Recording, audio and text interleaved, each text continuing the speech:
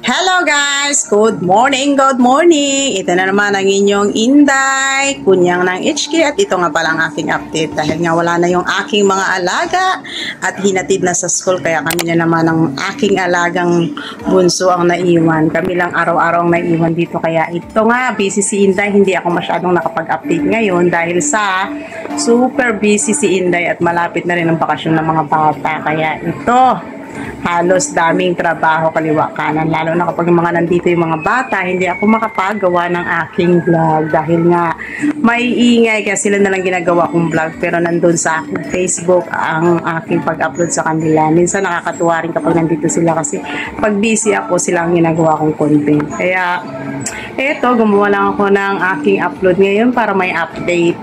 Ito nga, medyo relax tayo konti ngayon dahil wala sila. Medyo tahimik ang aming bahay. Kami lang dalawa ng bunso ngayon magkasama. Hinatid na sila at buong maghapon sila sa school. Ganun lang ang buhay namin dito bilang isang OFW. Kaya kailangan natin sipagan dahil ito naman ang pinunta natin dito. Sipag, tiyaga lang talaga kahit na malayo sa pamilya, malungkot, pero kailangan nating labanan dahil ito ang ating pinasok dito.